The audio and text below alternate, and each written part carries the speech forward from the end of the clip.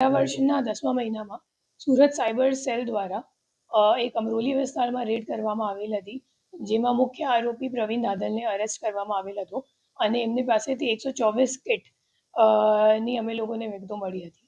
એમાં 4 બીજા આરોપી જેમનું નામ ખુલેલું હતું, જે નાસ્તા ફરતા હતા. એ ચાર આરોપીને સુરત સાયબર સેલની ટીમો દ્વારા પરમ દિવસે રાત્રે એક ઓપરેશન કરવામાં આવ્યું, જેમાં ચારો આરોપીઓને સતત મતલબ 25 માણસો આપણી 25 પોલીસની ટીમ બનાવીને ચાર નાસ્તા ફરતા આરોપીઓને એક સાથે અરેસ્ટ કરવામાં આવ્યું છે. અને જે 4 આરોપી છે એમને સામે ઘણા બધા એ લોકોએ સેવિંગ બેંક એકાઉન્ટ અને કરંટ એકાઉન્ટો બેંકમાં પોતાની નામથી ખોલાવીને કમિશન પર જે સાયબર ક્રાઇમ ગેંગ છે એમને આપ્યું છે.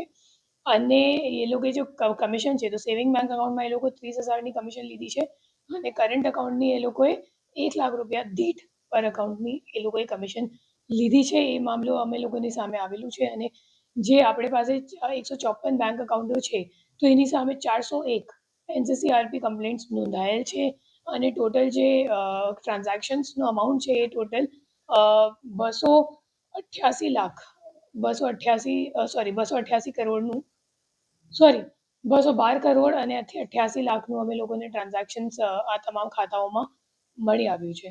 અને હાલ આ દિશામાં તપાસ આગળ ચાલુ છે. અમે લોકોને જોવાનું છે કે કેટલા બધા NCCRP કમ્પ્લેન્ટ્સ FIRમાં તબદીલ થઈ ગયા છે અને એમાં આજે આપણા નાસ્તા ફરતા આરોપીઓ છે એ તમામ કેટલા દેશભરમાં કેટલા બધા ગુનાઓમાં હજી વોન્ટેડ છે.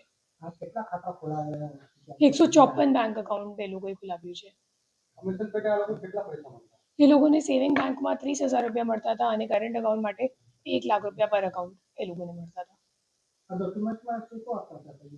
એ લોકો રબર સ્ટેમ્પ થઈ ગયું, પછી ઉદ્યમનું જે રજિસ્ટ્રેશન ઓનલાઈન જ થઈ જાય તો એક ઉદ્યમે આપે એ લોકો, પછી GST રજિસ્ટ્રેશન નંબર આપવાનું હોય તો એ આપે, પછી સ્થળ વિઝિટ કરાવે બેંકવાળાને, તો જે સ્થળ વિઝિટ કરાવે એમાં ખોટું એ લોકો બોર્ડ લગાવી દે કરંટ એકાઉન્ટ ખોલાવવાનું હોય કે આ પેઢીના નામનું, અને એ લોકો રેન્ટ ઉપર થોડા ટાઈમ ઉપર રેન્ટ ઉપર દુકાન લઈ લે અને પછી ભાડા કરાર કેન્સલ કરી દે. એ કરીને એ લોકોએ અકાઉન્ટ ખોલાવ્યું છે.